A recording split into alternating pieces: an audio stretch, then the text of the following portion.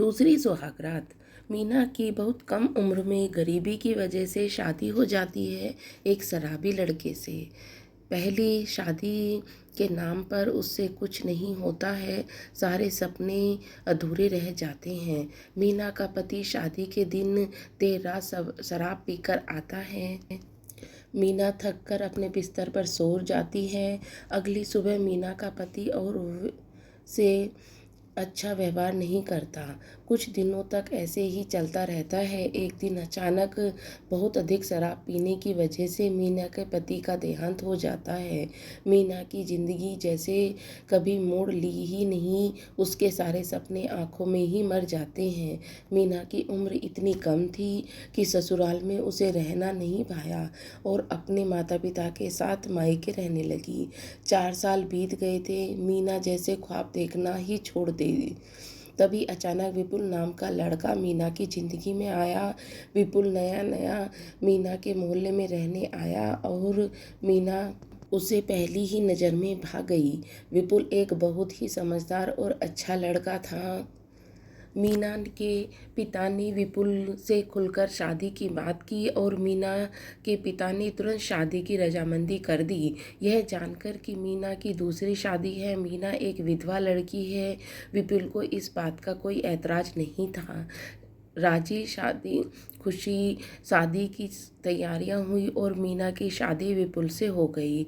नम आंखों से मीना ने अपने माता पिता से विदा ली और विपुल की गाड़ी में सवार होकर अपने नए घर जाने लगी। देर शाम रास्ते में काफ़ी लंबा था। गाड़ी के मध्य मध्य म्यूज़िक बज रही थी जो मीना को काफ़ी अच्छा लग रहा था। मीना की आंखों में फिर से भी बोल के साथ सपना देखने लगी। उस रात एक नई जिंदगी की अचानक विपुल की गाड़ी रास्ते में ख़राब हो जाती है। मीना को बुरा महसूस होता है।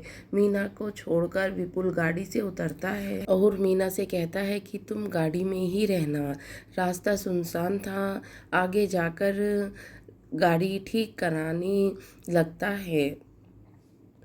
तभी अचानक मीना ज़ोर से चीखती है। विपुल जाकर पूछता है क्या बात है मीना, तुम इतनी ज़ोर से क्यों आवाज़ लगाई? तो मीना ने कहा जैसे कोई मेरे बालों को पीछे से खींचा।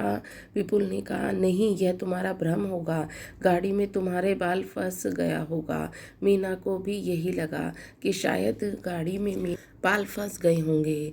गाड़ी ठीक हो गई। मीना और विपुल आगे बढ़े। आगे जाकर एक जगह विपुल की गाड़ी रुकी। वहाँ एक खूबसूरत सा बंगला था, लेकिन वह बंगला देखने में अजीब लग रहा था। इतना खूबसूरत बंगला और वहाँ रोशनी की बहुत कमी थी। विपुल ने कहा यह मेरा बंगला है, कहो महीना के कैसा लगा? मीना ने कहा बहुत सुंदर है, पर रोशनी की बहुत कमी है। विपुल ने मुस्कुराकर मीना का हाथ पकड़ा और कहा कि तुम आ गई हो ना, फिर रोशनी भी आ जाएगी। अब नहीं रहा जाता तुम्हारे जान। मीना ने कहा ऐसा मत कहो, हम अंदर चलते हैं। मीना और विपुल मुस्कुराते हुए अंदर चले गए। अंदर सामानों से भरे हुए बहुत खूबसूरत खूबसूरत सामानों से भरा हुआ बंगला, लेकिन अजब सा सन्नाटा था। मीना को बहुत घबराहट हो रही थी। विपुल ने कहा मेरे शरीर में बहुत दर्द हो रहा है। मीना तुम आज मेरे शरीर को दबाकर थकान दूर कर दो। लेकिन मीना ने कहा नहीं, मैं आज बहुत ज़्यादा थक गई हूँ। आज हम दोनों लोग सो जाते हैं, कल बात करते हैं। विपुल ने कहा जैसा तुम सोचती हो वैसा ही होगा। अगली सुबह मीना उठकर चाय बनाती है और विपुल को उठाकर चाय देती है और कहती है उठ जाइए, सुबह हो गई है, चाय पी लीजिए और ऑफिस जाइए। विपुल चाय पीकर कहता है चाय बहुत अच्छी बनी है। मीना की तारीफ़ करता है और कहता है सॉरी डार्लिंग, कल तुम्हें ऐसे ही सोना पड़ा, तुम्हारी सुहागरात अधूरी रह गई। मीना ने कहा, कोई बात नहीं, हमारा साथ 1-2 दिन का नहीं, पूरे 7 जीवन का है, सुहागरात होती रहेगी। मीना कुछ परेशान थी। विपुल ने कहा, क्या बात है, तुम्हारे चेहरे पर चिंता क्यों? मीना ने कहा, पता नहीं क्या बात है, ऐसा लगता है इस बंगले में जैसे किसी की नज़रें मुझे देख रही हों।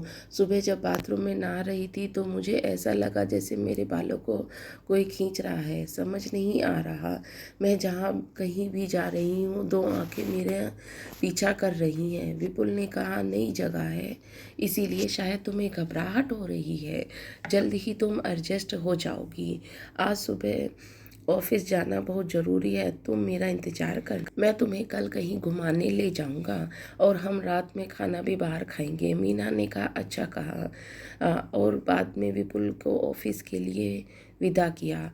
आप मीना और विपुल की ज़िंदगी शांति से चलने लगी। 3-4 दिन बीत जाने के बाद अचानक मीना ने विपुल से कहा कि तुम मेरे करीब क्यों नहीं आते? हम दोनों ने अभी सुहागरात भी नहीं मनाई, क्या बात है? मैं आपको पसंद नहीं हूँ क्या? विपुल ने मुस्कुराकर कहा, यह बात नहीं है मीना, अभी तुम्हें थोड़ा और इंतज़ार करना पड़ेगा। हमारे परिवार की पुरानी परंपरा है कि शादी के बाद पति और पत्नी बिल्कुल किसी तरह के संबंध नहीं बनाते और बिल्कुल वह दोस्त की तरह रहते हैं, तो तुम्हें भी हमारे परिवार की यह परंपरा निभानी पड़ेगी।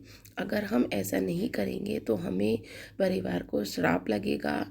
आखिर अमावस्या की रात आ गई और मीना के पति ने कहा कि तुम अमावस्या की रात तक ही तुम्हें इंतज़ार करना पड़ेगा, उसके बाद मैं और तुम सुहागरात मना सकते हैं। अमावस्या की काली रात आ गई। मीना के मन में फिर से नए सपने पलने लगे। मीना की आंखें नए सपने देखने लगी। वह विपुल के करीब जाना चाहती थी और अपनी पहली सुहागरात की नाकामी के बाद दूसरी सुहागरात मनाना चाहती थी, लेकिन शायद नसीब को कुछ और ही लिखा था। उस दिन विपुल ऑफिस से घर नहीं आया। रात के 8 बज गए। मीना बहुत चिंता करने लगी। फ़ोन लगाई तो विपुल का फ़ोन बंद आया। मीना और परेशान हो गई। आसपास न कोई घर था और न ही कोई कार्टेज नंबर किसी का जिससे मीना कॉल कर सकती। इंतज़ार करते करते रात के 10 बज गए। मीना कब सोफे पे सो गई, उसकी आंख लग गई। उसे पता ही नहीं चला कि इस तरह वह पूरी रात सोई रह गई। मीना की सुबह जब आंख खुली तो सुबह बहुत परेशान हुई। विपुल को ढूंढने लगी। विपुल का कहीं पता नहीं चला और विपुल नहीं आया। मीना बहुत परेशान हो गई और 3 दिनों तक मीना विपुल के घर का इंतज़ार करती रह गई। उसे यह बिल्कुल समझ नहीं आया कि विपुल आखिर गया तो गया कहाँ। घर में बहुत बड़ा सा दरवाज़ा था जिसमें लाल कलर का ताला लगा हुआ था। विपुल ने कहा था कि जब मैं घर ना रहूं तो इस ताले को खोल सकती हो, मैं रहूं तो कभी मत खोलना। मीना के मन में अजीब सा प्रश्न चल रहे थे। आखिर इस दरवाजे के अंदर क्या है? विपुल 3 दिन से कहाँ गया है? वह 3 दिन से अकेले घर में क्या कर रही है? उसे अकेला रहते हुए भी अकेला क्यों नहीं महसूस हो रहा? इस तरह के सवालों से घिर गई मीना ने मन। आखिरकार वह चाबी ढूंढने लगी और उस चाबी से दरवाजे का ताला खोल दिया। दरवाजे को खोलते ही मीना के सामने जो दृश्य आया, जिसकी वह कल्पना भी नहीं कर सकती थी।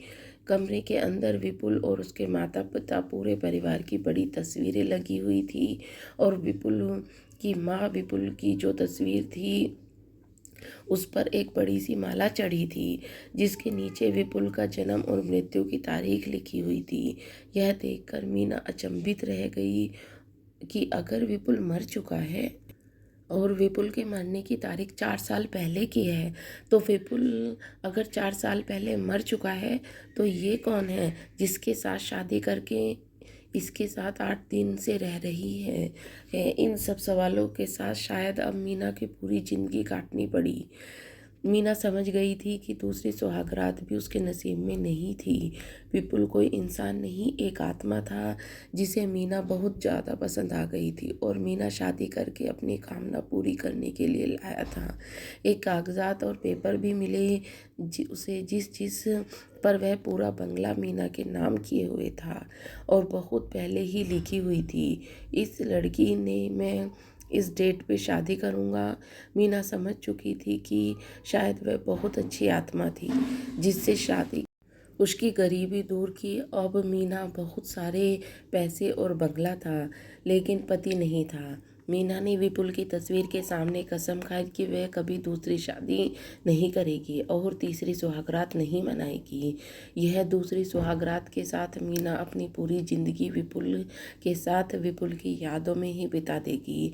यह कहानी आपको कैसी लगी? अपनी राय मुझे अवश्य दीजिएगा एक कमेंट करके। तो इसी तरह की कहानियाँ आप मेरे चैनल पे सुन सकते हैं। तो पूरी कहानी सुनने के लिए आपका बहुत बहुत धन्यवाद।